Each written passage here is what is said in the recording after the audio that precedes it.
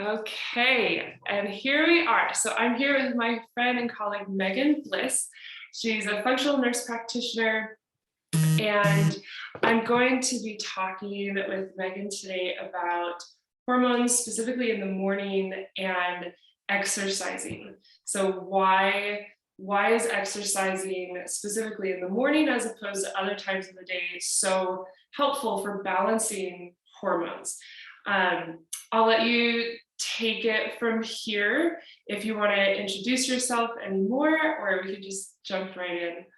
Hey, yeah, I'm Megan. I am a functional nurse practitioner and a health consultant and see women all over for their hormonal issues. Primarily hormones is kind of like my main focus.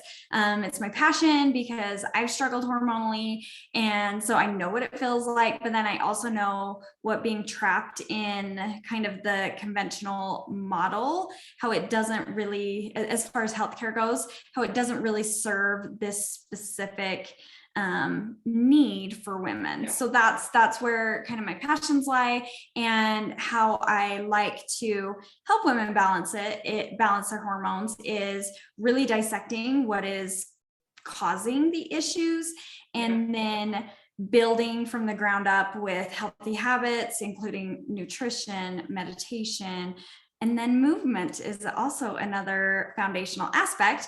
Yes. And movement is so important for our bodies, but we can overdo it and do it at the wrong time of day.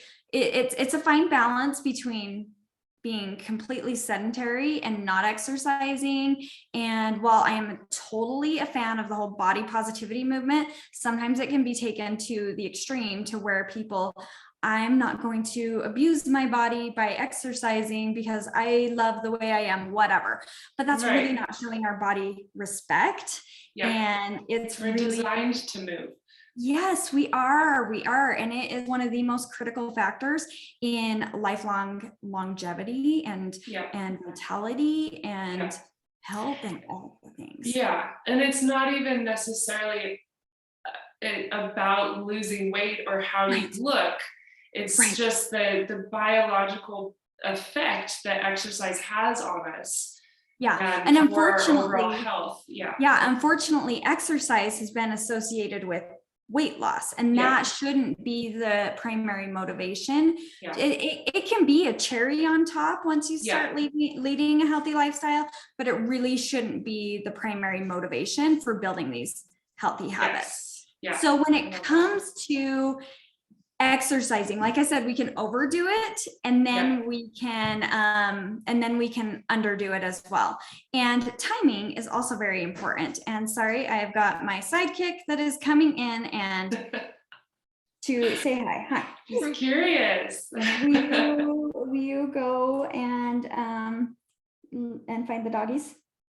They're outside. Okay, will you go find them? They're brothers. They're playing with their brothers. Apparently, I didn't know that the dogs had brothers. Will you go check on the kitties? They're baby kitties. Yeah, go check on them, okay? Say hi, Bunny. Hi, Bunny. Hi. Check on the kitties. Okay. Yep. There is a mom pause right there. Yes. Anyways, timing of day can also be super important. I know that there's a lot of women I know, and I used to do this too. We're exhausted in the morning, and getting up and getting out of bed is really, really hard. And then we, are sometimes just cycling in mom busyness, or we're off to work or something like that. And really the only time life slows down is after the kids get to bed. So it is very, very common for women to be like, oh, that's the only time I can get my exercise in. And I get it. Like I said, when I started, okay, go check on the kitties, Kate. Okay, go check on the kitties. She likes the camera, which doesn't she's give any favors with. She's like, Mom, they could see me too. Yeah, she quite likes it. I had to get used to. Obviously, she's like, I'm ready. She's like, I'm ready. Anyway, so for me, when I first started trying to heal my hormones and feel better in my body and not feel so absolutely terrible. That is what I thought I needed to do, was work out in the evening after my kids went to bed. Yeah. And because I was so exhausted in the morning. And honestly, exercise exhausted me because I was so hormonally imbalanced. Exercise was exhausting in the beginning. That evolved. But what it does, if we're looking at what is supposed to be a natural curve in cortisol is our stress hormone that our body produces, and it doesn't matter whether a bear is coming at us, or if we're exercising, or if we are just stressed about everyday life, cortisol raises. And so what the natural curve is supposed to do is, when we wake up in the morning, it's supposed to spike up, and then it hits a peak kind of mid-morning, and then it starts to taper off throughout the day, and then kind of lower, and preparing us for sleep. And this trend affects all of our hormones. It affects our melatonin production, our estrogen, our progesterone, our testosterone. It affects all of the production and usage and connection of our hormones. And so when we disrupt this normal curvature of cortisol, it can kind of affect a lot of things. Right. Now, I'm not saying that if that is the only time you can exercise, then it's not worth it to exercise. That's not what I'm saying. Yeah. It just might be picking a lower intensity, like walks, right, or yoga, or Tai Chi, or something like that, that is lower as your movement, if that is the only sliver of the day that you've got available. And I would challenge to try and find a block, or really try and work on your cortisol balancing. I know you're a big fan of herbs and spices and all of that. And those can be so beneficial to getting our cortisol back into balance, to get it in that normal curvature, because exercising earlier in the day, like first thing in the morning or mid-morning, it fits in that curve of our cortisol, which will enhance our normal hormone production and usage and all of that. So we want to capitalize on the natural curve of the cortisol and use that cortisol in a proactive manner. In a proactive manner. And it's like, I kind of think of it as like getting kind of surface tension or surface energy even out of the body. Like you're literally moving the body to help your body metabolize this excess cortisol, instead of it just kind of reabsorbing, so to speak. Exactly. And then if we exercise at night, so like I had the experience, I joined a new gym a while ago, and scheduling, it was just working out. I've since changed it. But initially it was working out that I could only go in the evening. And I was going to classes on top of that, where it's like, I don't really get to set my own pace. You just do what they're doing. And I was so energized, which was great, but I couldn't sleep. I was going at like 5, 6 o'clock, and I was just like, I'm ready to not go to bed.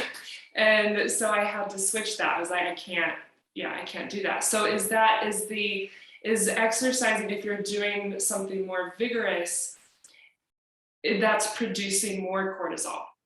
Mm-hmm. Yep, it can drive your cortisol up. And if you're already somebody that has a high cortisol, it just adds on top of it. If you're somebody that has a low cortisol and needing healing there, it will deplete your cortisol even more, which will make your energy levels for the next day even worse. So it'll deplete your cortisol levels if you're exercising at a time of day when it's not naturally already there. That is really good to know. Yeah. So a lot of women who struggle with elevated testosterone, whether that be PCOS or post-birth control syndromes type of situation, they do feel more energized in the evenings, and they feel like that is when they're the most productive. And so they try and capitalize on that high, that feeling. Yeah. But a lot of times it is just kind of adding to this circle of chaos, because then that excess cortisol at that time of day will drive the testosterone up even higher, and can spike blood sugar and so many other things. So it is kind of a little bit nitpicky to do, but once you can feel that difference, it is huge. And it probably helps to reset, kind of recalibrate things. So what would be your tip for women who, like, they are exhausted in the morning, but they know that the morning is still like the ideal time in terms of this wave of our hormones? How would you recommend getting past that hump and implementing that? I like time blocking. I mean, you can come at this from like 500 different angles. I like time blocking and keeping a specific time of day for specific activities, And so I like time blocking and really protecting that movement block. I recommend for women who are mothers to try and wake up 30 minutes before their kids, because if they're waking up on the offense instead of the defense, they can ease into their day a little bit more, even though it feels hard and you want like every ounce of sleep that you can get. It helps progress this moving towards having more energy in the morning. Right. And then sometimes a good mineral water, because sometimes it's our minerals that are depleted. So adding a good mineralized salt, not table salt, but a mineralized salt to some water can help boost that cortisol in the morning if it's depleted. If you're waking up like you're on pins and needles, that's a sign that your cortisol is elevated in the morning. And then you might need to start your day with some meditation, relaxation, and then moving into your movement time block. Okay. So categorizing or not categorizing, but blocking off the time, protecting that time, and kind of, I say this to my clients, that initially there has to be a little bit of willpower to get the ball rolling and to get the snowball effect. And even if it feels like counterintuitive, like I'm exhausted, why would I wake up earlier? To kind of get past that initially, to start to reprogram how your body is operating, and to kind of retrain it. It's like, okay, we're gonna flip things, and it's gonna feel crummy for a little bit. It's gonna feel crummy, but if you start ultimately, and the ultimate end goal is so much better. And if you stay trapped in that circle of suck, it just isn't fun. And I also like to piggyback on that and be like, also protect those couple hours before you need to be asleep, because those are very precious, and getting adequate sleep is super important. And if you are cleaning the house or exercising or watching TV, phone, whatever, stimulating things, you're not going to get the good restful sleep that you need in order to wake up the next morning. Right. Absolutely. I know we could dive into so much more. We could talk for like hours on all of this. I know. Is there any other like final tidbits or recommendations that you'd like to add before we end? So I would say, if you're doing these things and you're really protecting yourself and you're really trying to implement the solid habits, then it's time to dig in deeper with somebody else and bounce ideas off somebody, get the testing that you need to see exactly where your imbalances lie, work with a practitioner like yourself or me who can guide you in the just some small simple things to implement, because sometimes we try and bite off more than we can chew at a time. And so just working with somebody that's going to be like, no, prioritize this for you first, and then and that can be very helpful. Yeah, there's the clarity and the direction, the accountability, the support, and it's not just, okay, I have 7 books now that I bought to educate myself, but now which ones and what material actually applies to me right now. It's more efficient and effective to work with someone to help you prioritize and stay on track. Absolutely. Yeah, 100%. Yes. Well, thank you so much for talking with me, and I can't wait for everything else and all the other topics that we're going to cover down the road. Yes. It's so great. So great. Love chatting with you. All right, Megan. Well, have a good day, and we'll have, do you want to mention your, like how to contact you? Yeah.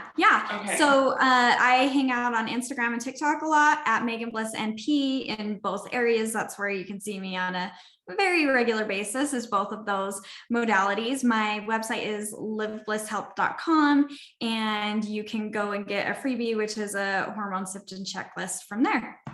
Awesome. Okay. All right, Megan. We'll talk to you soon. Thank you. You're so welcome. Okay, now